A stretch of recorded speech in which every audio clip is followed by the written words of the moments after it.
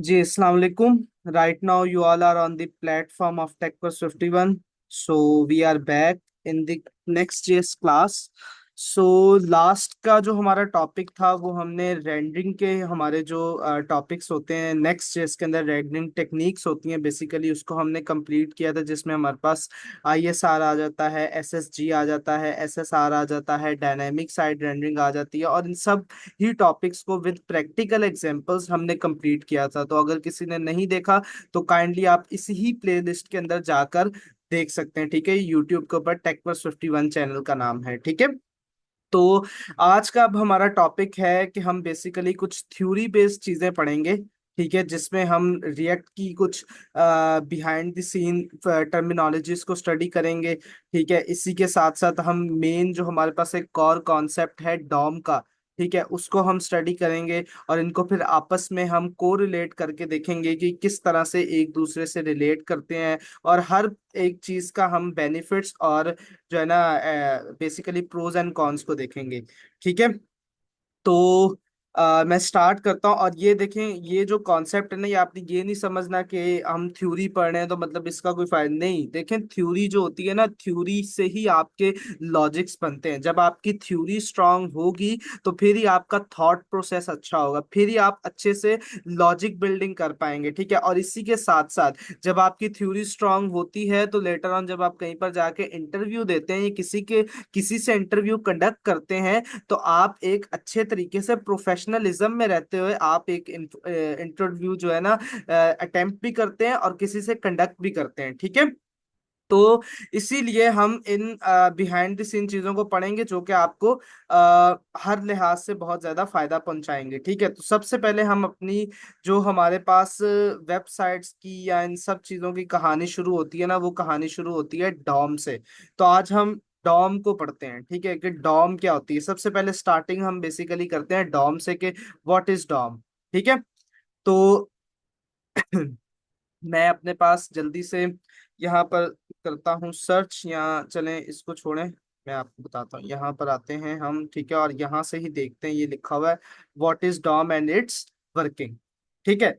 तो basically Dom Dom पे अगर मैं आऊँ, ठीक है, तो सबसे पहले डॉम की जो फुल फॉर्म है ना उसको हम अंडरस्टैंड कर लेते हैं. ठीक है. तो अब देखें, यहाँ पर लिखा हुआ है डॉम, और DOM stands for document object model. ठीक है. अच्छा देखें, फर्स्ट ऑफ ऑल जो हमारे पास वर्ड आता है ना डॉक्यूमेंट का, डॉक्यूमेंट का मतलब होता है कि जो बेसिकली हमारे पास HTML फाइल होती है. ठीक है. अगर मैं यहाँ पर अपने पास विजुअलाइजेशन में आऊँ तो देखें, ये हमारे पास मेन जो डॉक्यूमेंट हम रेफर करते हैं ना, डॉक्यूमेंट का मतलब होता है मेन जो हमारे पास HTML की फाइल होती है उसको हम कहते हैं डॉक्यूमेंट. ठीक है. पहली चीज तो अपने जहन में ये बिठा लें, ये भी बेसिकली HTML की ही फाइल है, लेकिन इसको हम डायग्राम फॉर्म में या कह लें कि इसको हम विजुलाइज करके देख रहे हैं कि ये डॉम के अंदर हम इसको किस तरह से जो है ना एज्यूम कर सकते हैं. ठीक है. तो पहला वर्ड है हमारे पास डॉक्यूमेंट ऑब्जेक्ट मॉडल में, पहला वर्ड है डॉक्यूमेंट. और डॉक्यूमेंट को हम एज एज्यूम नहीं कर सकते, बल्कि इसको कहते ही ये है कि ये डॉक्यूमेंट जो है ये HTML फाइल है. ठीक है. डॉक्यूमेंट वर्ड को हम मैप करते हैं HTML फाइल के साथ. ठीक है. अब हम नेक्स्ट चलते हैं. ठीक है. नेक्स्ट क्या है? Object model. ठीक है. नेक्स्ट क्या वर्ड, नेक्स्ट दो वर्ड क्या है? Object and model. तो बेसिकली हम ये एज्यूम करते हैं कि ये जो हमारे पास ये टैग्स है ना, अब लेट सपोज मैं आपके पास चलता हूं यहाँ पर. ठीक है, एक सेकेंड. हम क्या करते हैं, यहाँ पर जाता हूँ मैं. ठीक है, और मैं इसको इंस्पेक्ट करता हूँ जल्दी से. ठीक है, और आपको दिखाता हूँ यहाँ पर. ठीक है. तो बेसिकली अभी आप देखिए कि ये हमारे पास बहुत सारे टैग्स आ गए. हम ज्यादा उसमें सब टैग्स में नहीं देखेंगे, बस मैं आपको ऑब्जेक्ट मॉडल समझाने के लिए मैं क्या करूंगा, ये देखें, हमारे पास ओपनिंग टैग है हेड का, और ये है उसका क्लोजिंग टैग. तो बेसिकली ये क्या है, इसको हम एज्यूम करते हैं कि ये एक ऑब्जेक्ट है. ठीक है. मैं ये नहीं कह रहा कि ये एक्चुअल में ऑब्जेक्ट है, नहीं, मैं I am not talking about that JavaScript object, no. ठीक है. मैं एक आपको एजम्पशन बता रहा हूं कि इसको ऑब्जेक्ट मॉडल इसलिए कहते हैं क्योंकि हम ये एज्यूम करते हैं कि ये क्या है, ऑब्जेक्ट है. ठीक है. इसको जैसे मैं ओपन करूंगा इसमें आपको फर्दर बहुत सारे इसी तरह से ओपनिंग एंड क्लोजिंग टैग मिल जाएंगे. तो जितने भी ओपनिंग एंड क्लोजिंग टैग होंगे उनको हम क्या अज्यूम कर रहे होंगे, ऑब्जेक्ट्स. ठीक है। तो इनको हम नेस्टेड ऑब्जेक्ट भी कह सकते हैं अपनी सिंपल टर्म्स के अंदर। ठीक है, तो हम अजम्पशन ये ले रहे हैं कि ये जो हम मॉडल इसको हम कह रहे हैं, ये हम इसको ऑब्जेक्ट में बेस्ड मॉडल इसलिए कह रहे हैं क्योंकि एक हमारे पास ये ओपनिंग है, एक हमारे पास ये क्लोजिंग है। जैसे हम सिंपल जावास्क्रिप्ट ऑब्जेक्ट कैसे बनाते हैं, इस तरह से हम जावास्क्रिप्ट, जैसे ये बना हुआ है आपके सामने नजर आ रहा है ना आपको, ये ऑब्जेक्ट जैसे ये curly bracket open, curly bracket close. ठीक है, तो इस तरह से सिंपली हम अपना जावास्क्रिप्ट का इन ब्रैकेट्स के अंदर जो है ना ऑब्जेक्ट बना रहे होते हैं। ठीक है, इसी तरह से जब हम एचटीएमएल की बात करें तो इसमें हम ये एजम्पशन दे रहे हैं कि ये ओपनिंग टैग और क्लोजिंग टैग है, ये रिप्रेजेंट कर रहे हैं हमारे पास ऑब्जेक्ट मॉडल को। तो बेसिकली ये जो टर्मिनोलॉजी है डॉक्यूमेंट ऑब्जेक्ट मॉडल, इसका मतलब ये है। ठीक है, अब इसको समझते हैं कि बेसिकली ये होती क्या है, ठीक है, ये करती क्या है, इसका काम क्या है। ठीक है, ये पिक्चर क्लियर है, इट इज बेटर। अच्छा, तो देखें बेसिकली क्या है कि ये मैंने आपको डॉक्यूमेंट क्या बताया, डॉक्यूमेंट एक एचटीएमएल फाइल है। ठीक है, और बेसिकली इसके अंदर जो हमारा एचटीएमएल का ये पूरा कोड होता है ना, ठीक है, इसी को हम अपना डॉक्यूमेंट कहते हैं। ठीक है, अब देखिए इसमें क्या होता है, इसमें बेसिकली चाइल्ड एक हिरारकी है। देखें हिरारकी है ना, पेरेंट, पेरेंट के बाद चाइल्ड, फिर उसके बाद उसके फर्दर नेस्टेड चाइल्ड्स। ठीक है, उसके बाद फिर उसके चाइल्ड्स, फिर यहाँ पर भी चाइल्ड, तो इनको नोड्स भी कहते हैं और इनको चाइल्ड भी कहते हैं। ठीक है, तो बेसिकली ये होता है हमारे पास HTML डॉक्यूमेंट। यहां तक अगर किसी को कोई चीज नहीं समझ आई हो तो यू कैन आस्क मी, अगर किसी का कोई क्वेश्चन है तो प्लीज। ठीक है, अच्छा, तो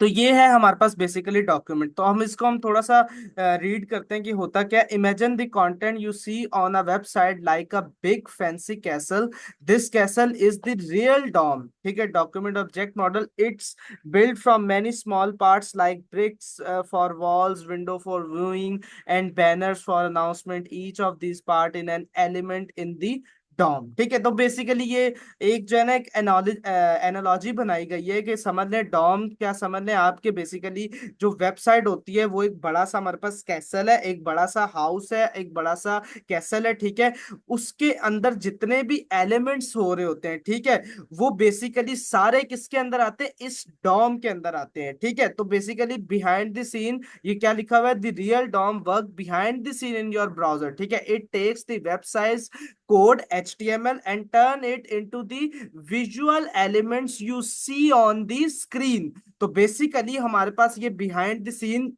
एक पूरी हिरारकी बन रही होती है। ठीक है, और इसको हम डॉक्यूमेंट ऑब्जेक्ट मॉडल या इन शॉर्ट हम इसको क्या कहते हैं, इसको हम डॉम कहते हैं। तो बेसिकली अब मैं आपको एक और भी चीज दिखाता हूँ। ठीक है, तो बेसिकली हमारे पास डॉम यही होती है, इसी को हम डॉम कहते हैं। ठीक है, अब मैं आपको एक चीज दिखाता हूँ, यहाँ पर देखिएगा कि बेसिकली हमारे पास होता क्या है कि जो ये डॉम होती है ना, ये डॉम, ये जो हमारा ब्राउजर होता है ना, ब्राउजर, ब्राउजर के अंदर एक ऑब्जेक्ट होता है विंडोज ऑब्जेक्ट। ठीक है, अब विंडोज ऑब्जेक्ट का क्या मतलब है, विंडोज ऑब्जेक्ट का मतलब है कि ये जो हमारा पेज है ना, इसका एक अपना एक विंडो होती है। ठीक है, उस विंडो को बोलते हैं विंडोज ऑब्जेक्ट। ठीक है, अब वो उस विंडोज ऑब्जेक्ट के अंदर जो है ना हमारे पास ये वाला जो डॉक्यूमेंट होता है ना वो भी स्टोर होता है। अगर मैं आपको करके दिखाऊं तो मैं क्या करता हूँ, console.log। ठीक है, और मैं यहाँ पर आऊं, ठीक है, और मैं यहाँ पे लिखता हूँ विंडो। मे बी आपने ये ऑब्जेक्ट यूज किया होगा क्योंकि इस ऑब्जेक्ट के थ्रू हमें करंट यूआरएल भी मिलता है, इस ऑब्जेक्ट के थ्रू हमें डिफरेंट हम इस ऑब्जेक्ट के थ्रू जो है ना एनिमेशंस भी परफॉर्म करवा सकते हैं। ठीक है, अच्छा, विंडो डॉट डॉक्यूमेंट में सर्च करता हूँ। ठीक है, अब मैं जैसे देखिएगा एंटर करूंगा तो ये देखे मेरे पास एक जो है ना रिटर्न में मुझे एक ये डॉक्यूमेंट मिला। अगर मैं इस पर हॉवर करूं तो यहाँ पर देखे आ रहा है, तो इसका मतलब ये जितनी भी पूरी HTML फाइल है उसका जो डॉक्यूमेंट है, उसकी जो डॉम है ना, वो ये फाइल है। ठीक है, इसको मैं जैसे ओपन करूं तो ये देखिए सारी उसके अंदर जो है ना मुझे HTML फर्दर मुझे इसमें मिल जाएगी। ठीक है, तो यहां से आपको पता चला कि मेन सबसे पहले हमारे पास रूट पे कौन सा चीज होती है, इससे भी ऊपर ये जो डॉक्यूमेंट लिखा है ना, डॉक्यूमेंट से भी ऊपर हमारे पास एक और ऑब्जेक्ट होता है।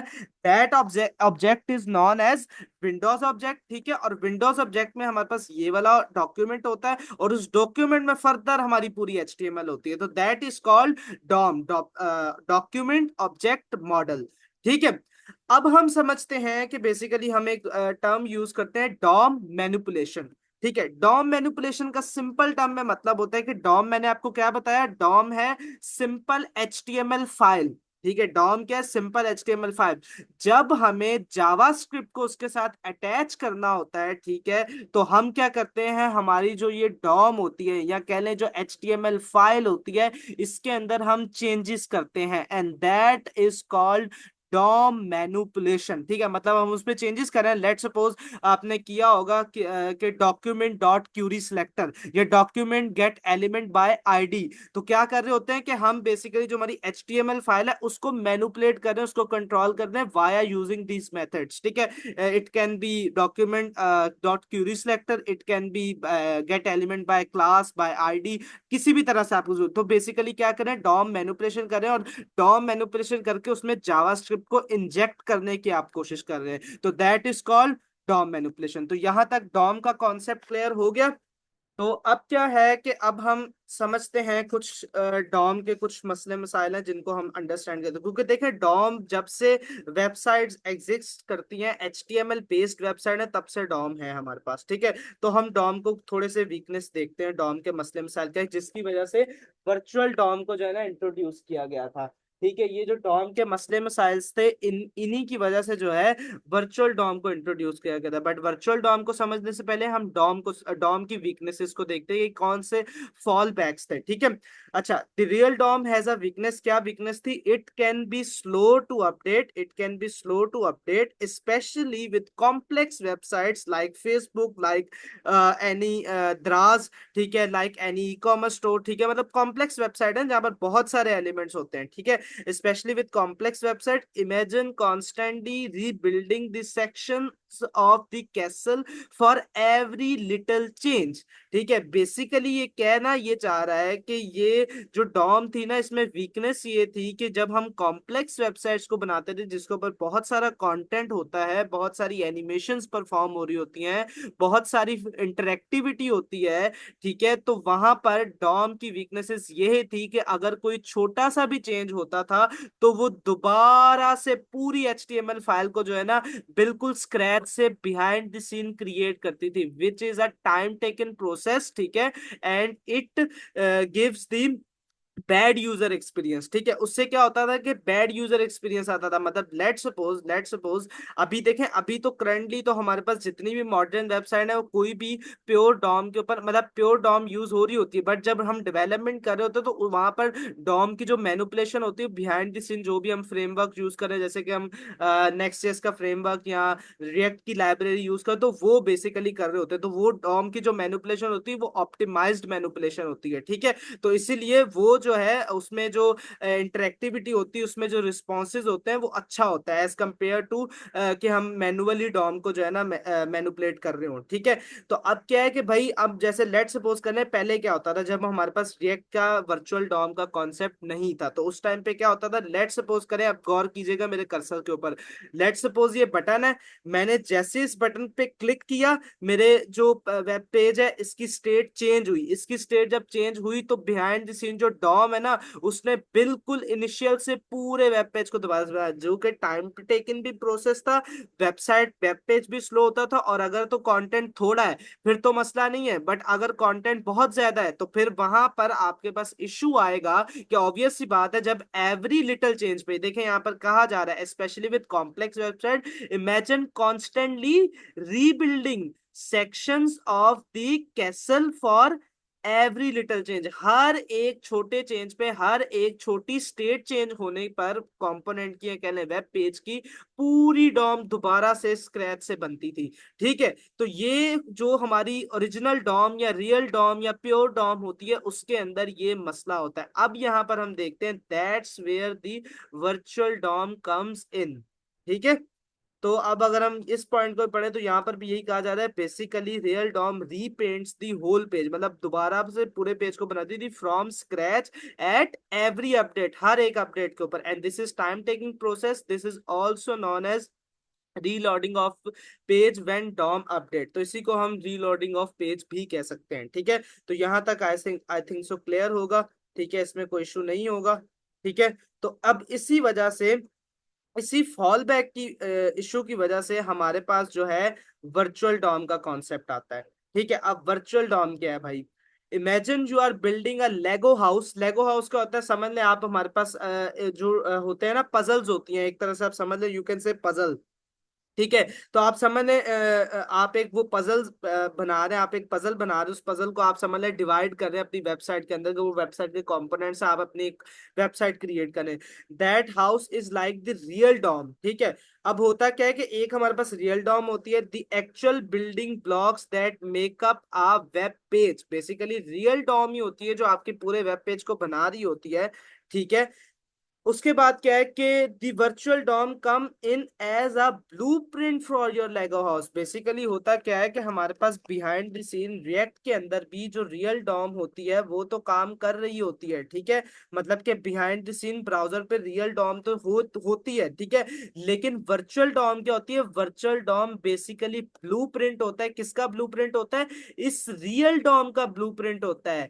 ठीक है, यहां से समझ आया आपको कि बेसिकली रिएक्ट का करता है कि रिएक्ट जो हमारी असली डॉम होती है ना उसमें नहीं डायरेक्ट चेंजेस करता, रिएक्ट चेंजेस करेगा इस वर्चुअल डॉम के अंदर। और बेसिकली वर्चुअल डॉम क्या है, वर्चुअल डॉम ये जो रियल डॉम है ना, इसी का एक लाइट वेट कॉपी है। देख रहे हैं लाइट वेट लिखा हुआ है, लाइट वेट से मुराद के बिल्कुल मिनिमम मेमोरी वाली कॉपी होती है जो कि हमारे बिहाइंड द सीन ब्राउजर में स्टोर होती है। ठीक है, तो होता क्या है कि ये जो वर्चुअल डॉम होती है ना, वर्चुअल नाम से समझ आती है ना वर्चुअल, एक तो ये डॉम है जो कि रियल डॉम है, जिसको हम रियल डॉम कहते हैं। ठीक है, और ये क्या है, वर्चुअल डॉम है। ठीक है, तो वर्चुअल डॉम का मतलब ये कि एक लाइट वेट कॉपी होती है इस रियल डॉम की। ठीक है, और देन फिर क्या होता है, देन फिर ये होता है, अब आगे चल के देखें, it's a light weight copy in memory that reflects the actual house. Reflect करती है एक्चुअल हाउस मतलब कि रियल डॉम को।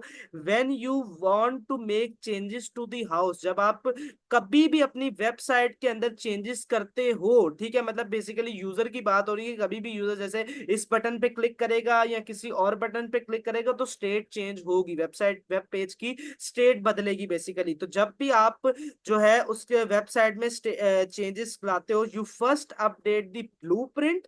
पहले क्या रिएक्ट करता है, पहले रिएक्ट जो है ना इस ब्लूप्रिंट को, ये जो वर्चुअल डॉम है इसको अपडेट करता है पहले इसको। अभी रियल डॉम की नहीं बात हुई, अभी सिर्फ वो वर्चुअल डॉम को अपडेट करेगा। देन रिएक्ट जो लेगो बिल्डर है, लेगो बिल्डर से मुराद समझ लें कि जो वेबसाइट बिल्डर है, ठीक है, वो क्या करेगा कि compares the old and new prints and figure out the most efficient way to update the real house, और we can say DOM with minimal changes. अब समझ आइए आपको कि बेसिकली जो रियल डॉम थी, रियल डॉम क्या कर रही थी, अब मैं दोबारा से आपको मैप करवाता हूँ इसके साथ। रियल डॉम क्या कर रही थी, रियल डॉम क्या करती थी, real DOM repaints whole page from scratch at every update. वो हर एक अपडेट पे पूरे पेज को दोबारा से बनाती थी। लेकिन वर्चुअल डॉम क्या करती है, वर्चुअल डॉम में ये होता है कि जब भी कोई चेंजेस होते हैं, ठीक है, when you make any change to your website. अच्छा, यहाँ पर ये हाउस लिखा हुआ है ना, हाउस को आप रिलेट करें वेबसाइट से, क्योंकि यहाँ पर मैंने हाउस की एग्जांपल के साथ समझाया हुआ है।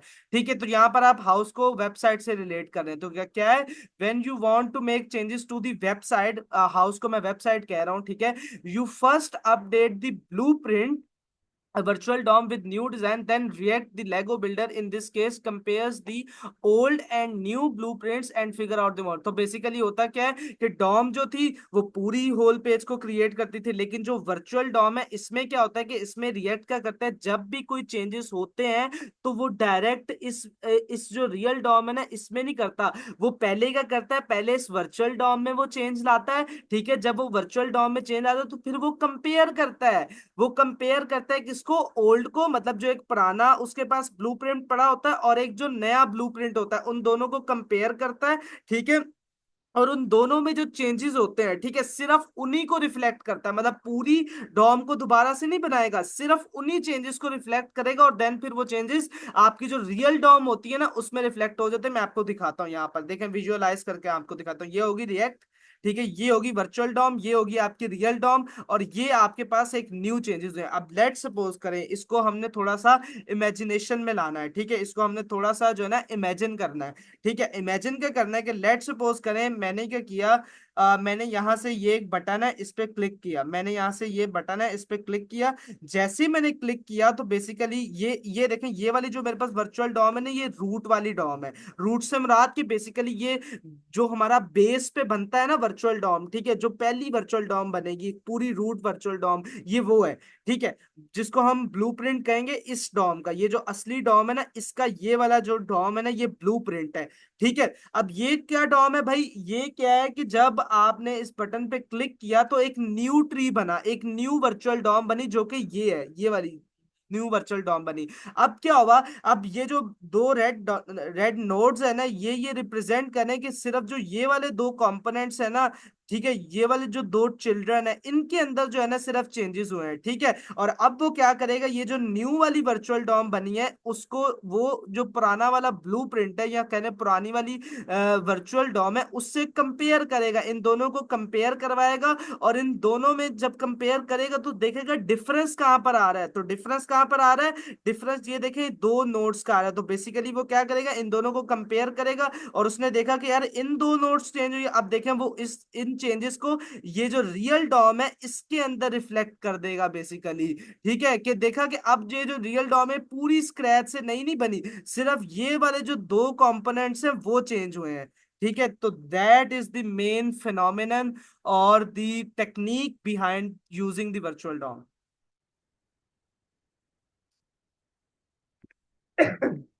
यहां तक किसी का कोई क्वेश्चन हो?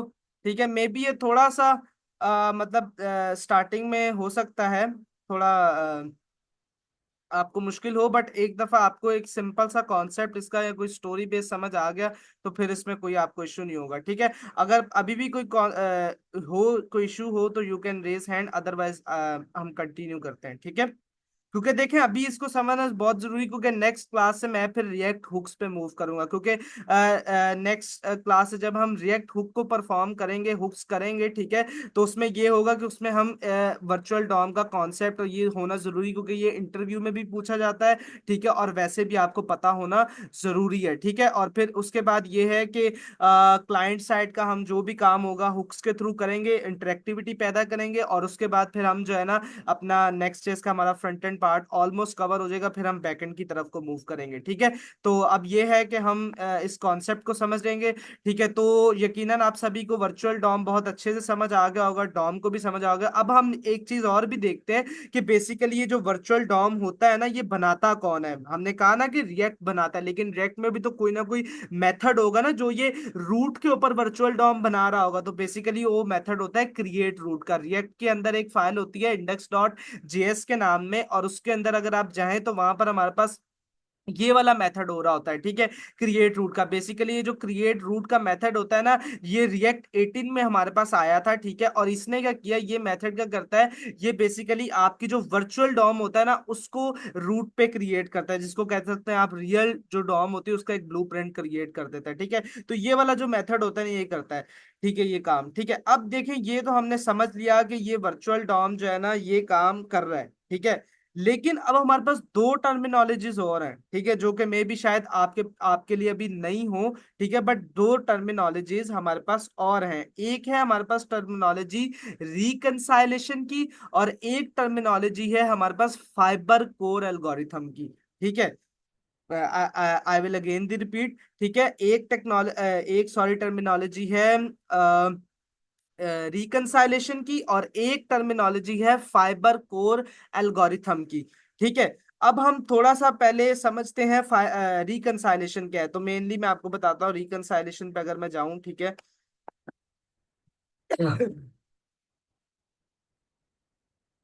इसको हम इस तरह से करते हैं और यहाँ पर आते हैं। ठीक है, तो बेसिकली मैं आपको बताता हूँ रिकंसाइलेशन क्या है। ठीक है, अच्छा, ये जो रिपॉजिटरीज है ना इनके मैं आपको लिंक प्रोवाइड कर दूंगा और मैं आपको बताऊंगा भी ये कौन से सोर्सेज हैं, लेकिन मैं जस्ट पहले आपको ये कंटेंट समझा दूं। अच्छा, हम देखते हैं व्हाट इज रिकंसाइलेशन। रिकंसाइलेशन है क्या चीज है भाई। ठीक है, the algorithm React uses to diff one tree with N other to determine which parts need to be changed. Basically reconciliation क्या है कि जो मैंने अभी आपको एक थ्योरी समझाई इस पिक्चर के थ्रू, यहां से जो मैंने आपको ये थ्योरी समझाई, ये वाली थ्योरी, कि बेसिकली रिएक्ट क्या करता है, जो रूट पे वर्चुअल डॉम होती है उसको, और जो न्यू वर्चुअल डॉम होती क्रिएट होती है एट एवरी चेंज, उन दोनों में कंपैरिजन करता है, और फिर जो भी चेंजेस उसको डिफिंग करने के बाद या कह लें डिफरेंशिएट करने के बाद जो भी चेंजेस होते हैं उनको रियल डॉम के अंदर वो रिफ्लेक्ट कर देता है। तो बेसिकली रिएक्ट का कौन सा जो है एल्गोरिथम है ना, वो कंपैरिजन का काम कर रहा होता है। तो जो एल्गोरिथम ये कंपैरिजन का काम करता है उस एल्गोरिथम का नाम है रिकंसाइलेशन। ठीक है, उस एल्गोरिथम का क्या नाम है? उस एल्गोरिथम का नाम है रिकंसाइलेशन। अगर आप इसको भी पढ़ें तो यहां पर भी यही लिखा है, the algorithm React uses to diff one tree with N other, ठीक है, to determine which part need to be change. ठीक है, तो ये बेसिकली डिटरमाइन करता है, चेक करता है कि किस पार्ट में जो है ना चेंज हुआ है, ताकि ये उसी को फिर जो है ना चेंज करता है रियल डॉम के अंदर। ठीक है, तो रिकंसाइलेशन का यहां तक यकीनन आपको समझ आ गया होगा।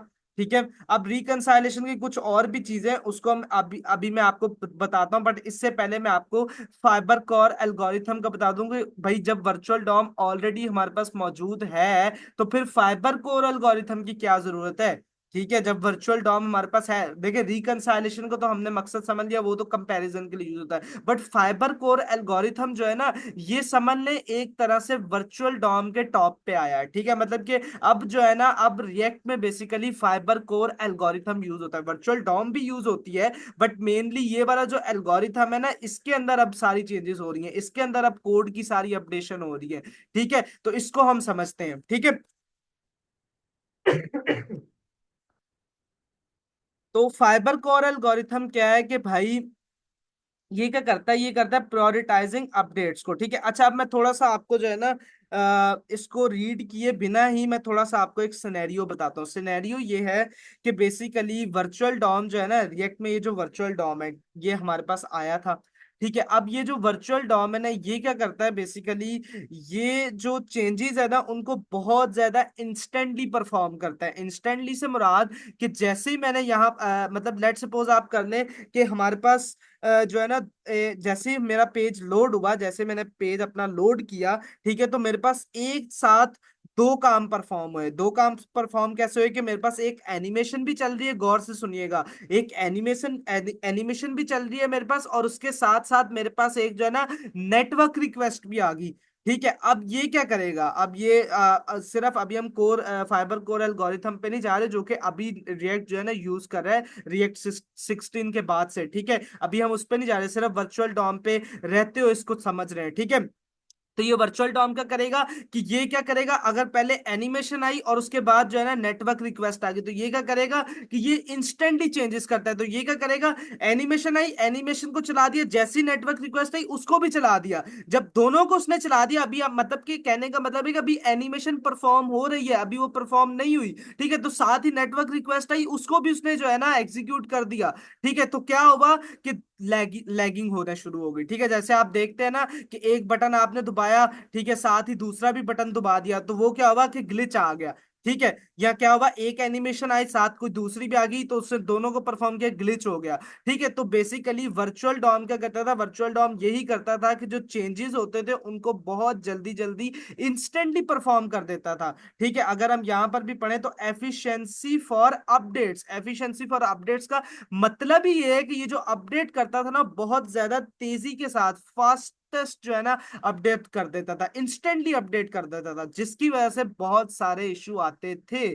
ठीक है, अब वो क्या इशू आते थे, अब उसको हम जो है ना देखते हैं। अब यहाँ पर अगर मैं आपको, बाकी तो ऑलमोस्ट सारी चीजें वही हैं, अगर मैं ये लाइन अगर आपको पढ़ाऊं तो क्या है, this minimises the number of manipulations required on the real DOM improving performance. मतलब कि वही बेसिकली मतलब यही है कि जो नंबर ऑफ मैनिपुलेशंस कह लें या अपडेट्स कह लें करता है ना, ठीक है, उसको क्या करना है, मिनिमाइज करना है। ठीक है, तो ये बेसिकली रियल डॉम के कॉन्सेप्ट से समझाया गया है। ठीक है, तो अब आपको यकीनन ये तो समझ आ गया होगा कि जो वर्चुअल डॉम है ना ये क्या करता था, जिसकी वजह से फाइबर कोर को इंट्रोड्यूस किया गया। ठीक है, अब फाइबर कोर क्या करता है, फाइबर कोर एफिशिएंटली या कह लें इंस्टेंटली अपडेट को परफॉर्म नहीं करता, फाइबर कोर अपडेट्स को प्रायोरिटाइज करता है। फाइबर कोर एल्गोरिथम अपडेट्स को एक सीक्वेंस के अंदर नहीं करता, एग्जीक्यूट नहीं करता। वो देखता है कि कौन सी अपडेट को मुझे पहले करना है और कौन सी अपडेट को मुझे बाद में करना है, वो उसकी बेस पे काम कर रहा होता है। तो ये कितना स्मार्ट हुआ ना इस लिहाज से। तो बेसिकली ये वाकई में बहुत ज्यादा स्मार्ट है। तो ये क्या कर रहा होता है, अगर हम इसको थोड़ा सा रीड आउट करें, मैं इसको डिटेल में भी आपको बताऊंगा, बट अभी यहाँ पर थोड़ा सा रीड आउट करें तो क्या लिखा है, इंट्रोड्यूस्ड इन React 16, ठीक है, fibers brought a new approach to how React handles update. तो बेसिकली एक नई अप्रोच लेके आया कि रिएक्ट किस तरह से जो है अपडेट्स को हैंडल करता है। It breaks down UI update into smaller prioritised task, ठीक है, instead of one big update. तो बेसिकली ये क्या करता है, ये जो अपडेट होती है उसको स्मॉल टास्क के अंदर जो है ना डिवाइड कर देता है। एक साथ नहीं पूरी नेटवर्क रिक्वेस्ट को ले आएगा, ठीक है, या एक साथ नहीं पूरी डेटा फैचिंग कर देगा यूआई के ऊपर, नहीं, ऐसा नहीं करेगा। ये उन टास्क को क्या करेगा, स्मॉलर पार्ट में ब्रेक कर लेगा, प्रायोरिटाइज कर देगा कि पहले कौन सा करना है, बाद में कौन सा करना है, उससे बाद में कौन सा करना है, ठीक है। अच्छा, तीसरा पॉइंट क्या है, this allows React to pause updates if needed. Example, user scrolls rapidly and prioritize rendering what's currently visible. तो बेसिकली यहाँ पर क्या लिखा हुआ है, यहाँ पर ये कह रहा है कि रिएक्ट जो है ना, मतलब ये जो एक फंक्शनैलिटी है ना फाइबर कोर एल्गोरिथम की, ये रिएक्ट को एक ये फीचर प्रोवाइड कर देती है, ठीक है, या रिएक्ट को एक ये पावर दे देती है कि अब जो रिएक्ट है ना वो क्या करेगा कि अब लेट्स सपोज अगर यूजर जो है ना, जैसे मैं यूजर हूं, मैं क्या करता हूँ जल्दी से इसको जो है ना अपनी वेबसाइट को ऊपर नीचे करो, तो वो क्या करेगा, अब जो रिएक्ट का मेन फोकस होगा ना, रिएक्ट का मेन फोकस ये होगा कि क्योंकि मैं जल्दी से स्क्रॉल कर रहा हूं अपनी वेबसाइट को, तो उसका मेन फोकस होगा कि भाई जो कंटेंट है ना वो जल्दी जल्दी से शो हो जाए, क्योंकि अभी जो यूजर काम परफॉर्म कर रहा है ना वो स्क्रोलिंग कर रहा है, ठीक है। तो इसीलिए आप क्या करेगा, वो प्रायोरिटाइज करेगा रेंडरिंग व्हाट्स करंटली विजिबल। तो बेसिकली वो यही प्रायोरिटाइज करेगा कि उसको जब वो यूजर जो है ना स्क्रॉल कर रहा है ना रैपिडली, तो जो करंट चीज है ना उसको सही से मतलब जो है ना रेंडर हो, ठीक है, वो बाकी सारी अपडेट्स को जो है ना वो कर देगा, मतलब कि कहने के इग्नोर, यू कैन से कि इग्नोर कर देगा, लेकिन इग्नोर तो नहीं खैर करता, पेंडिंग में कर देता है, बट कह सकते हैं आप इग्नोर कर देगा, ठीक है। वो सबसे पहले जो मेन चीज है उसको प्रायोरिटी देगा, ठीक है। अब उसका क्या नेक्स्ट पॉइंट क्या, this creates a smoother user experience especially for complex UIs और स्लो डिवाइसेस, ठीक है। तो यहां से आपको ये फाइबर कोर का एक ब्रीफ सा इंट्रोडक्शन मिल गया कि फाइबर कोर और वर्चुअल डॉम में क्या डिफरेंस है। तो अब देखें, अब हम चलते हैं अपने पास यहाँ पर दोबारा से, मैं इसी रिपोजिटरी पे आता हूँ और अभी आपको ये रिपोजिटरी का भी थोड़ा सा इंट्रोडक्शन आपको बताता हूँ। बेसिकली ये जो हमारे पास रिपोजिटरी है, ये रिएक्ट का ही एक कोर टीम का पर्सन है जिसने ये पूरी रिपोजिटरी लिखी है, और ये बहुत ज्यादा पॉपुलर, ये देख सकते हैं कि आप, ये तकरीबन 8 years अगो, मतलब कि बहुत पुरानी रिपोजिटरी है, ठीक है, बट ये है कि बहुत ज्यादा पॉपुलर रिपोजिटरी है, ठीक है। इसको बहुत ज्यादा आप देखेंगे तो जब भी रिएक्ट फाइबर वगैरह की बात होती है तो इसको जो है ना रिकमेंड किया जाता है फॉर दी अंडरस्टैंडिंग पर्पस, ठीक है। अच्छा, अब इसका ये कुछ इंट्रोडक्शन है और डॉक्यूमेंटेशन है, ये तो ये आप इसकी जरूरत नहीं है, ठीक है, बट ये है कि अगर आप पढ़ना चाहें तो you can read it later on, मैं आपसे शेयर कर दूंगा ये, ठीक है। तो ये है कि बल्कि मैं आपसे अपनी वाली रिपोजिटरी शेयर कर दूंगा, ठीक है, इसमें आपको वर्चुअल डॉम और ये सारी चीजें मिल जाएंगी, और यहीं पर ही नीचे जब आप सबसे नीचे जाएंगे तो यहाँ पर आपके पास ये आ जाएगा, ठीक है, ये आपके पास इसका लिंक भी आ जाएगा, ठीक है। अच्छा, तो अब हम चलते हैं नीचे, ठीक है, और अब हम इसको रिकंसाइलेशन को थोड़ा सा पढ़ते हैं। अच्छा, रिकंसाइलेशन को हमने ये तो समझ लिया था कि रिकंसाइलेशन एक एल्गोरिथम है जो क्या कर रहा होता है, कंपैरिजन करके और जो भी चेंजेस होते हैं ना उनको जो है ना कर देता है, ठीक है। अब इसकी एक एग्जांपल भी दी हुई है। एग्जांपल क्या है, a change in the data used to render a React app, usually the result of set state eventually results in a re-render।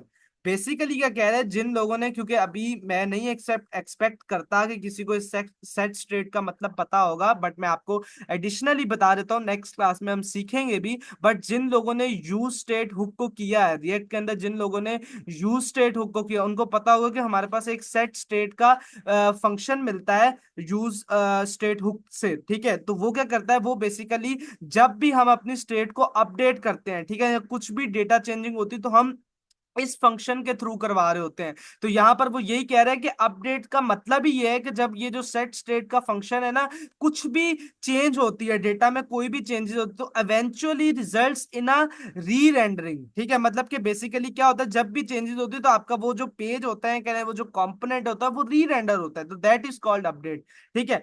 अब क्या है कि भाई अब वही चीज है जो मैं आपको सारी समझा के आऊं कि बेसिक जो रिएक्ट का आइडिया है वो यही आइडिया है कि पूरी इंटायर ऐप को जो है ना री रेंडर नहीं किया जाए। This allows the developer to reason declaratively rather than money about how to efficiently transition the app for any particular state to another. तो बेसिकली यही आइडिया रिएक्ट का कि वो बजाय कि पूरी इंटायर ऐप को री रेंडर करे, वो स्पेसिफिक कंपोनेंट में जहां पर चेंज हुआ है सिर्फ उसी को ही री रेंडर करता है। तो ये आप इन डिटेल आप पढ़ सकते हैं लेटर ऑन। ठीक है, मैं जो मेन चीज है मैं उसके ऊपर जो है ना मूव करूंगा।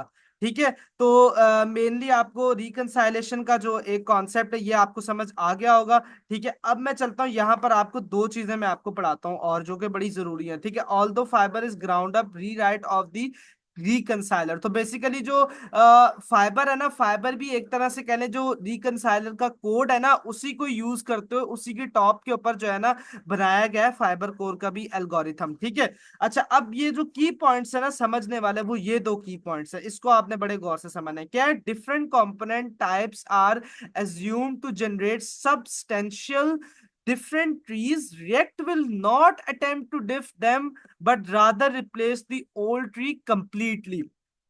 देखें, ये जो लिखी है ना स्टेटमेंट, थोड़ी सी कॉम्प्लेक्स करके लिखी है, बट इसको मैं आसान लफ्जों में आपको समझाता हूं कि मे भी शायद आपके जहन में ये सवाल उठ भी सकता था बट नहीं उठा, तो उसमें भी कोई मसला नहीं। समटाइम क्या होता है कि हम अपने कंपोनेंट में ना सिर्फ ये दो नोड्स को नहीं चेंज कर रहे होते, बल्कि हम अपने पूरी जो कंपोनेंट होता है ना उस पूरे को बदल देते हैं। ठीक है, तो उस सूरत में वो कह रहे हैं कि क्या वो उस सूरत में भी जो है ना कंपैरिजन परफॉर्म करेगा? नहीं, उस सूरत में वो कंपैरिजन नहीं परफॉर्म करेगा। उस सूरत में वो पूरी जो है ना जो ओल्ड डॉम होगी ना उसको रिप्लेस कर देगा न्यू के साथ, क्योंकि अब कंपैरिजन कहां पर, मतलब कंपैरिजन करके क्या फायदा होगा, क्योंकि अब तो पूरी ही बदल गई ना। कंपैरिजन वहां पर होगा जहां पर कुछ जो है ना सेम है, मतलब जैसे चेंजेस हैं वो कुछ सेम चेंजेस हैं और बाद में कुछ न्यू चेंजेस है, कंपैरिजन वहां पर होगा। लेकिन अगर सारी चीज पूरी चीज ही जो है ना नई बना दी गई, तो फिर वहां पर कंपैरिजन नहीं ना रहेगा, वहां पर तो फिर ये है कि वो रिप्लेस कर देगा ओल्ड को। तो ये पॉइंट आपको समझ आ गया?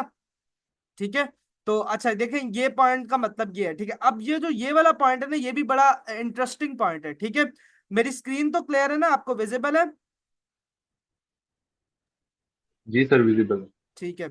तो अब देखें, ये वाला जो पॉइंट है ना ये भी बड़ा इंटरेस्टिंग पॉइंट है। ये इंटरेस्टिंग पॉइंट इसलिए है क्योंकि मैं आपको दिखाता हूँ ये वाला point.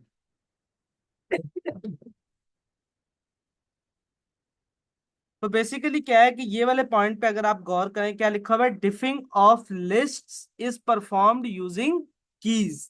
Keys should be stable, predictable and unique. अच्छा, अब मैं आपको एक चीज याद दिलाता हूं। ठीक है, आपको याद होगा हम एक मेथड करते हैं, ठीक है, जो कि है मैप का मेथड।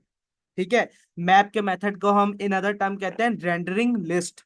ठीक है, अब मैप के मेथड से हम क्या कर रहे होते हैं, सिंपली हमारे पास एक एरे होता है। ठीक है, एरे के ऊपर हम डॉट मैप का मेथड लगाते हैं और वो हमारे जितने भी एरे में एलिमेंट्स होते हैं ना उन सबको जो है ना यूआई के ऊपर क्या कर देता है, रेंडर कर देता है। और उसी को हम उसको लिस्ट भी कह सकते हैं और एरे भी कह सकते हैं। ठीक है। अच्छा, क्या हो गया कि भाई अब ऑब्वियस ही बात है कि अब लेट सपोज कर लें कि मैं आता हूं यहाँ पर। ठीक है, मैं सी आता हूँ। अब देखें, ये इतने सारे हमारे पास ब्लॉक्स के कार्ड हैं। अब ऑब्वियस ही बात है ये एक पूरी लिस्ट होगी जो डेटाबेस से आ रही होगी और फिर यहाँ पर जो है ना रेंडर हो रही है, पूरी लिस्ट है। ठीक है, पूरी लिस्ट है। अब लेट सपोज कर लें इस एक कार्ड के अंदर जो है ना क्या हुआ है, चेंज हुआ है। इस एक कार्ड के अंदर चेंज परफॉर्म हुआ है। ठीक है, अब ऑब्वियस ही बात है कि अगर इस एक कार्ड में चेंज परफॉर्म हुआ है तो डॉम तो अपडेट होगी होगी ना, क्योंकि यूआई में चेंजेस आए हैं। ठीक है, जब यूआई में चेंजेस आएंगे तो डॉम अपडेट होगी। अब डॉम अपडेट होगी तो इसका मतलब कि सारा मतलब कि अपडेशन का प्रोसेस होगा। ठीक है, चेंजेस आएंगे। ठीक है, अब लेट सपोज कर लें कि अगर हमारे पास मैप के मेथड में जो कीज वाला फीचर है ना वो ना हो। कीज वाला फीचर, एजम्पशन लेते हैं कि जो कीज वाला फीचर है वो मैप के मेथड में है ही नहीं है। ठीक है, अब वो मैप के मेथड में जब की वाला फीचर ही नहीं है, ठीक है, तो उस टाइम पे इसका मतलब कि अगर पूरी जो लिस्ट है या पूरा जो एरे है उसके अंदर कोई एक भी एलिमेंट, कोई एक भी कार्ड चेंज होगा तो वो दोबारा से पूरी जो लिस्ट होगी, अब उसमें 100 चीजें हों, 100 एलिमेंट्स हों, ठीक है, 1000 एलिमेंट्स हों, 500 कार्ड्स हों, 500 एलिमेंट्स हों, जितने भी हों, दोबारा से वो सारे रेंडर होंगे, दोबारा से पूरी रेंडरिंग लिस्ट होगी। यही मसला है। इसीलिए मैप के अंदर हमारे पास एक जो है ना एट्रीब्यूट कह लें प्रॉप आता है, जिसको हम कहते हैं की प्रॉप, ठीक है। की प्रॉप क्या कहता है कि हम क्यों कहते हैं कि भाई जो की होनी चाहिए ना सबकी एक तो डिफरेंट होनी चाहिए, ठीक है, और आपसे रिक्वायर किया जाता है। अभी जो नेक्स्ट जेस की नई अपडेट आई है उसमें तो वो बकायदा वार्निंग आपको देता है कि भाई जहां जहां पर आपने मैप का मेथड यूज किया या रेंडर लिस्ट को रेंडर करवा रहे हो, वहां वहां पर आपको की का प्रॉप लाजमी देना है। और की के प्रॉप में क्या होगा कि जितने भी आपके आइटम्स हैं, जितने भी आपके ये एलिमेंट्स हैं, इन हर एक एलिमेंट्स की एक यूनिक की होगी। ऐसा नहीं कि अब ये सारे एलिमेंट्स की आप एक ही की रख दो, नहीं, सबकी यूनिक होगी। और यूनिक रखने का मतलब ही ये है कि बेसिकली जब वो यूनिक होगी तो अगर लेट सपोज इस कार्ड में चेंज हुआ है, तो जो पुरानी वाली डॉम है जिसमें सारे कार्ड वैसे के वैसे, पर तो वो कंपेयर होगी। जब कंपेयर होगी तो जिस की से जो की कंपेयर होगी, जो है ना रिजल्ट हमारा ट्रू होगा, तो ऑन दैट बेसिस वो सिर्फ उसी कार्ड को, उसी एलिमेंट को लिस्ट में से अपडेट करेगा, ना कि पूरी लिस्ट को दोबारा से जो है ना रेंडर करेगा। तो यहां पर भी यही लिखा जा रहा है कि diffing of lists is performed using keys should be stable, predictable and unique। ठीक है, तो यहां पर यही मतलब है, ठीक है, कि जो कीज है वो कीज को लगाया इसलिए जाता है ताकि जब लिस्ट में हमारे पास बहुत सारे एलिमेंट्स हो, बहुत सारे प्रोडक्ट हो, और उनमें से किसी एक एलिमेंट में चेंजेस परफॉर्म हो, तो जो रिएक्ट की जो रिकंसाइलेशन का एल्गोरिथम है वो दोबारा से मतलब पूरे जो है ना सारे लिस्ट को जो है ना रेंडर ना करे, बस उसमें से जो स्पेसिफिक लिस्ट का एलिमेंट है जिसमें चेंजेस हुए हैं उसको इस की मदद से आइडेंटिफाई करके डॉम के अंदर अपडेट कर दे। That's it. ये क्लियर है आपको?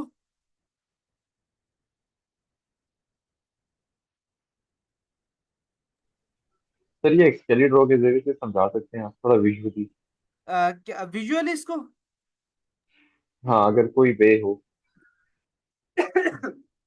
अच्छा देखें, इसको मैं और इजी करके विजुअली इस तरह से है कि देखो, लेट सपोज कर दो आपके, अब ये देखो मेरे पास, ये देखो, ये कार्ड्स हैं हमारे पास, ठीक है, ये कार्ड्स हैं हमारे पास। अब ये बेसिकली कार्ड्स क्या है, ये कार्ड्स, अब ऐसा तो नहीं ना एक एक कार्ड हमारे पास आ रहा होगा, ये पूरी लिस्ट ऑफ कार्ड्स है, मतलब कि ये पूरी लिस्ट ऑफ कार्ड्स है हमारे पास, ठीक है, लिस्ट ऑफ कार्ड्स होगी। अब आपको पता है डॉट मैप का जो मेथड होता है उसके अंदर हम हर एक जो एलिमेंट होता है ना उसको हम की देते हैं। लेट सपोज मैं आपको यहाँ पर विजुअलाइज करने की कोशिश करता हूँ, ठीक है, कि मैं यहाँ से इंस्पेक्ट करता हूँ, ठीक है, और इंस्पेक्ट करके यहाँ पर जाता है और मैं यहाँ पर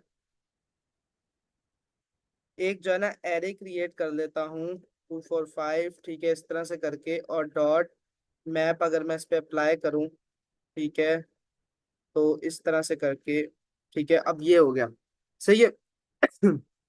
अब यहाँ पर हम एक प्रॉप लेते हैं, ठीक है, और यहाँ पर हम अपने पास एक जो है ना असल में बेसिकली यहाँ पर जो है ना मैं HTML नहीं करवा सकता ना परफॉर्म, यहाँ पर वो मतलब कि इसमें JSX का हमारे पास सिंटेक्स नहीं है ना, यहाँ पर तो हमारे पास सिंपल वो जावास्क्रिप्ट होगी, ठीक है, तो यहाँ पर तो मैं आपको उस तरह से नहीं समझा पाता, ठीक है। लेकिन इसको अगर और विजुअलाइज करना है, ठीक है, तो एक सेकंड मैं फिर आपको जो है ना रिकॉर्डिंग में स्टॉप करके और देन फिर मुझे अपने पास वो ओपन करना होगा, एक सेकेंड।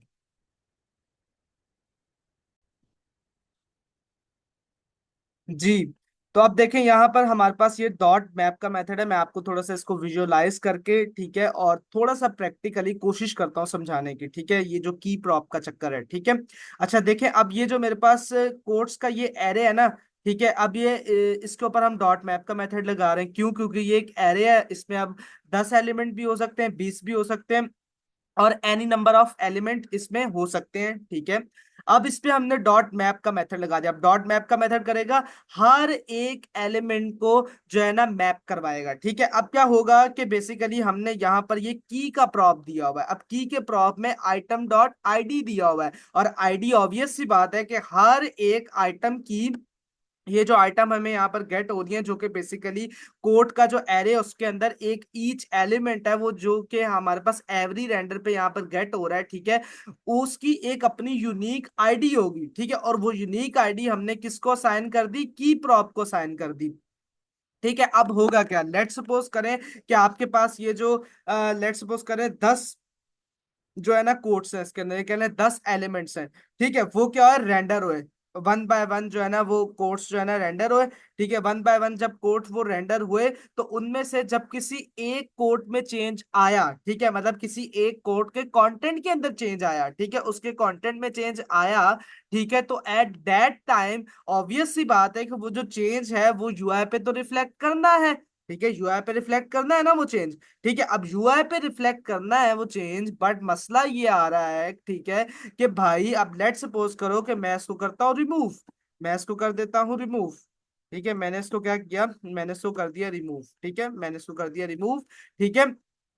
अब मसला ये आ गया कि भाई अब इसको तो कर दिया, की के प्रॉप को तो मैंने कर दिया रिमूव डॉट मैप में से, ठीक है। अब लेट सपोज कर लें कि जो कोड में हमारे पास 10th इंडेक्स के ऊपर जो हमारे पास वो है ना एलिमेंट है ना, ठीक है, कोड्स के एरे के अंदर, ठीक है, उसमें कुछ चेंज हो गया, ठीक है। अब 10 पूरी मतलब 10 एलिमेंट्स हैं, कह ले 10 कोड्स हैं हमारे पास, ठीक है। अब जो रिएक्ट है ना, रिएक्ट चलता है बड़ा एफिशिएंटली, ठीक है, मतलब रिएक्ट की कोशिश होती है कि जितना ज्यादा मैं ऑप्टिमाइज कर सकता हूँ, जितनी ज्यादा परफॉर्मेंस अच्छी दे सकता हूँ, मैं उतनी ज्यादा देने की कोशिश करूं, ठीक है।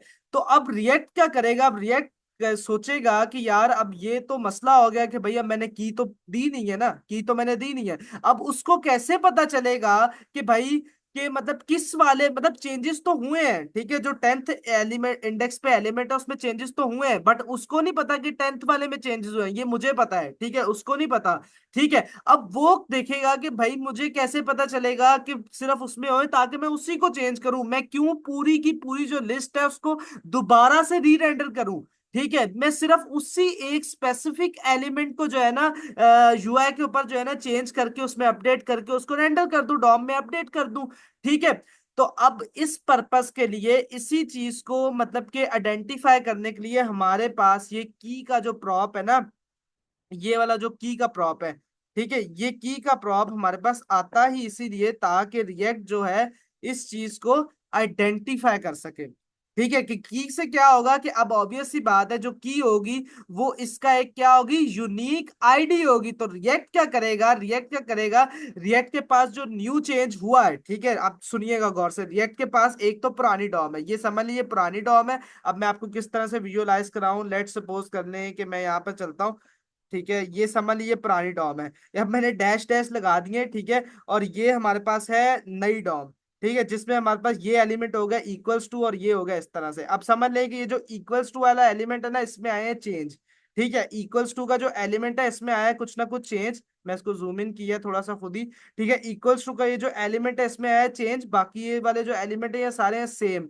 अब रिएक्ट चाह रहा है कि भाई ये वाली जो है ना ये एक रियल डॉम है, समझ लें, कह लें कि वर्चुअल डॉम जो रूट पे है ना वो वाली ये डॉम है। अब रिएक्ट को करना है कंपैरिजन, ठीक है। अब मैंने समझ ले की जो है ना नहीं दी हुई, ठीक है, की मैंने नहीं दी हुई। अब मुझे बताएं कि रिएक्ट को ये तो पता है कि भाई इसमें नए चेंजेस हुए हैं, ठीक है, बट अब वो इसमें कैसे कंपेयर करेगा, मतलब उसको पता ही नहीं चल रहा कि भाई मैं इसमें किस तरह से आइडेंटिफाई करूं कि इस पूरी लिस्ट में ये वाला लिस्ट कौन, ये वाला एलिमेंट कौन सा है, ठीक है। तो इस चीज को क्योंकि देखें ये हमारी जो एक ह्यूमन सेंस है ना, ठीक है, हम तो मतलब बड़ी आसानी से पता लगा लेंगे कि यार ये तो। अब इसके पास तो जो वो तो एक एल्गोरिथम है ना, उसके पास कोई इंटेलिजेंस तो नहीं है ना, उसके पास कोई सेंस तो नहीं है ना, तो उसको कोई ना कोई उसको कोई ना कोई हिंट चाहिए, कोई ना कोई उसको कह ले कोई ना कोई उसको वेरिएबल चाहिए जिसके थ्रू वो जो है ना कंपेयर कर पा पाए, कंपेयर कर पाए, ठीक है। तो अब क्या होगा कि जब हमने की दे दी तो ऑब्वियस सी बात है इस एलिमेंट की एक अपनी की होगी, इसकी एक अपनी की होगी, इसकी एक अपनी की होगी एंड सो ऑन, ठीक है। इसी तरह से इसकी भी एक अपनी की होगी, इसकी भी एक अपनी की होगी, इसकी भी अपनी की होगी, ठीक है। अब हुआ क्या कि जब इनिशियली हमारे पास ये पूरी लिस्ट रेंडर हुई तो यहाँ पर आ गया वन, मतलब की आ गई 1 2 3 4 5 6 एंड सो ऑन, ठीक है। और अब क्या हुआ कि अब जो मेरे पास नया चेंज हुआ, ठीक है, इसके अंदर अब यहाँ पर भी की वही है, 1 2 3 4 5 6, ठीक है। अब क्या हुआ कि उसने देखा अच्छा इसकी भी 6 है और जिसमें चेंज हुआ है उसकी भी 6 है। उसने क्या किया बेसिकली, इस 6 वाली को यहाँ पर कंपेयर किया इस पूरी में, कि जहां पर जो है ना की इक्वल्स टू 6 होगी, ठीक है, वहां पर मुझे सिर्फ चेंजेस करनी है, वहां पर सिर्फ मुझे चेंजेस करनी है, ठीक है। तो अब यहां से समझ आई, मैंने इसको पूरी कोशिश की है कि आपको जो है ना इस तरह से भी समझा पाऊं।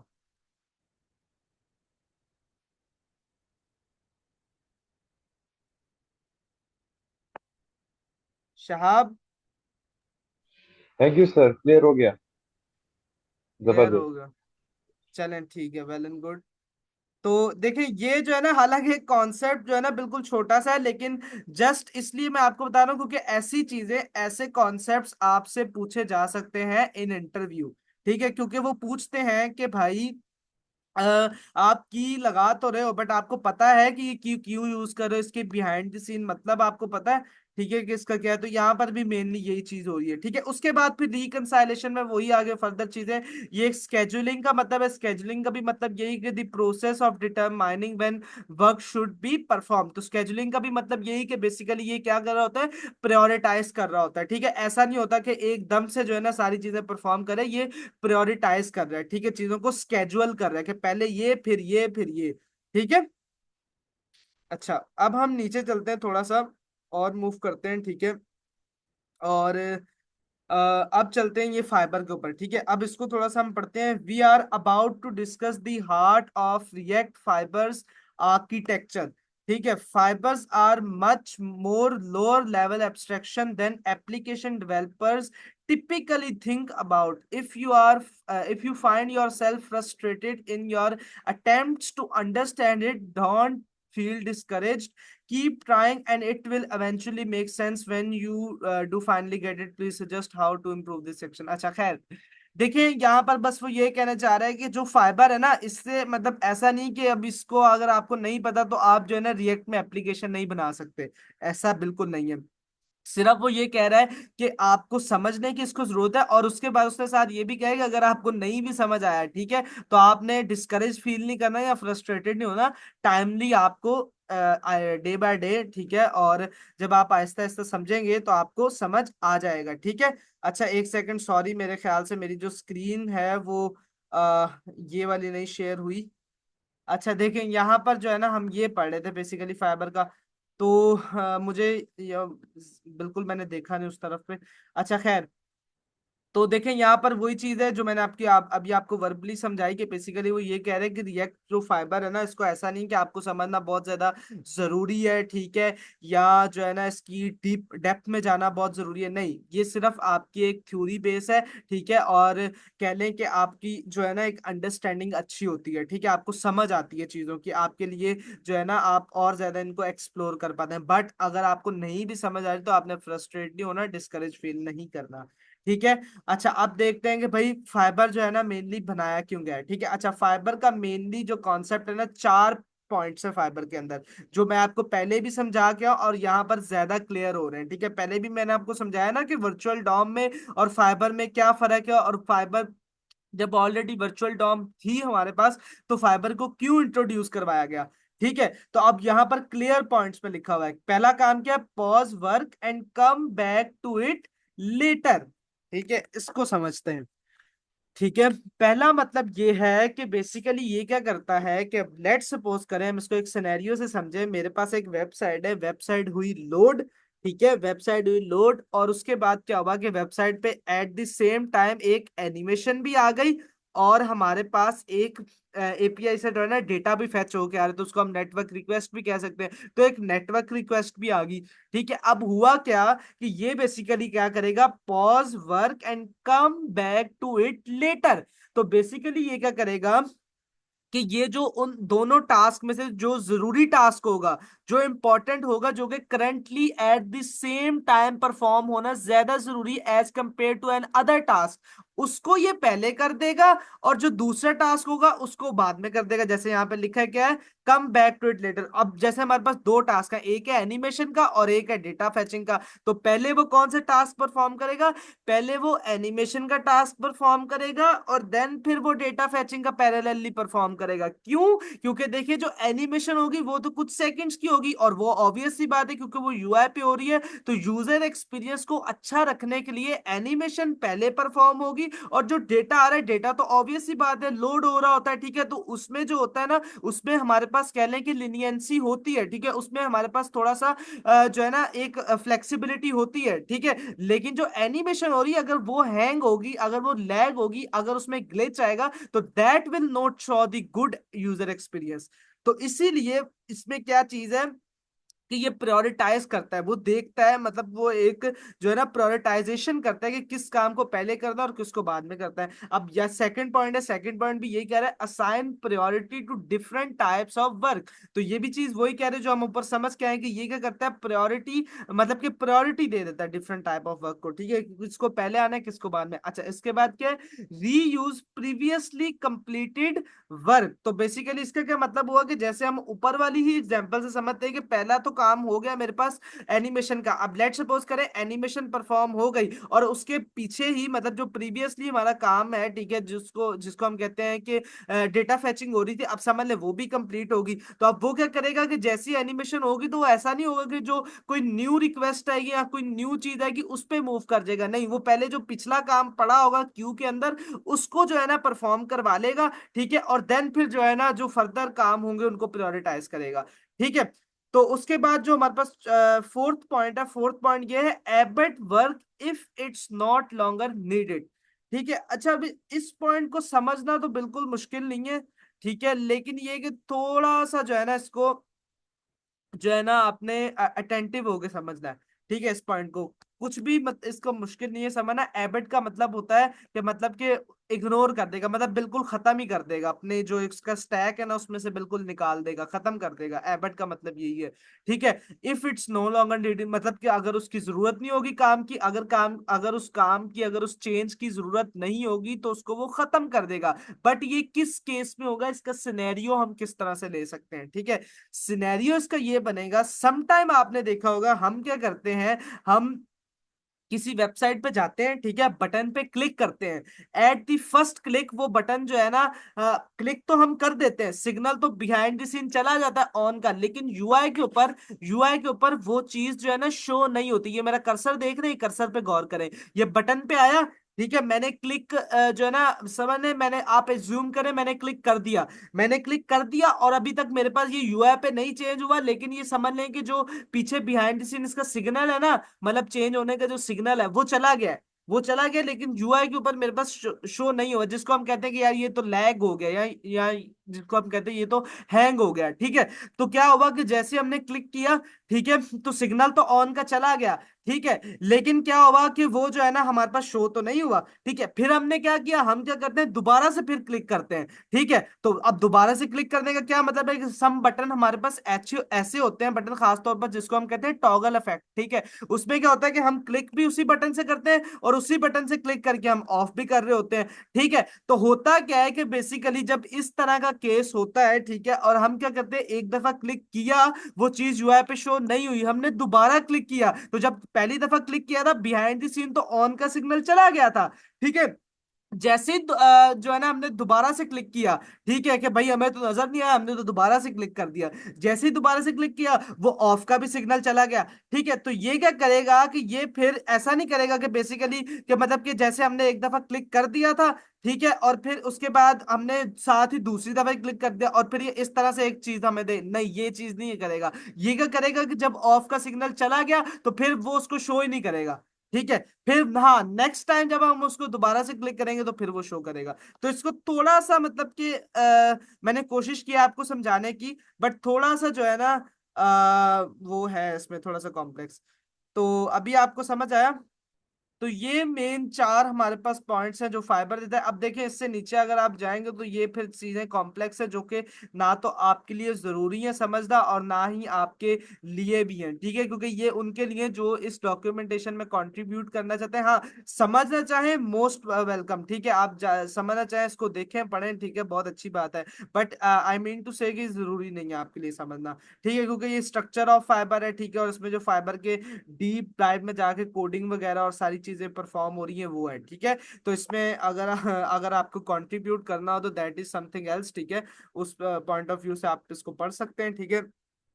बट ये है कि मेनली फाइबर ये था, रिकंसाइलेशन हमने समझ लिया, उससे पहले हमने डॉम वर्चुअल डॉम को समझा, फिर उससे पहले हमने डॉम को समझा जो कि सबसे रूट पे होती है, उसके बाद फिर virtual DOM, reconciliation, fibre core algorithm, फिर इन सब की आपस में मैपिंग करके देखी, फिर उसके बाद इनके प्रोज एंड कॉन्स देखे, और एट द एंड हमने देखा कि भाई ये जो फाइबर कोर एल्गोरिथम है करंटली इस टाइम पे रिएक्ट जो यूज कर रहा है वो है ये वाला फाइबर कोर एल्गोरिथम। अभी कोई एनी क्वेश्चन किसी भी तरह से, so you can ask me, otherwise हम आज की क्लास को यहीं पर एंड करते हैं। नेक्स्ट क्लास से हम खुदा के फजल से जो है हम शुरू करेंगे हुक्स, रिएक्ट हुक के ऊपर हम मूव करेंगे, ठीक है, जिसमें हम देखेंगे कि जो हमारे पास रिएक्ट हुक्स होती हैं क्या होती हैं, क्या परफॉर्म करती हैं, ठीक है, और सारी चीजों को हम देखेंगे, ठीक है। सो अगर किसी का कोई क्वेश्चन नहीं है तो मैं क्लास को एंड करता हूँ। थैंक यू सो मच, ठीक है।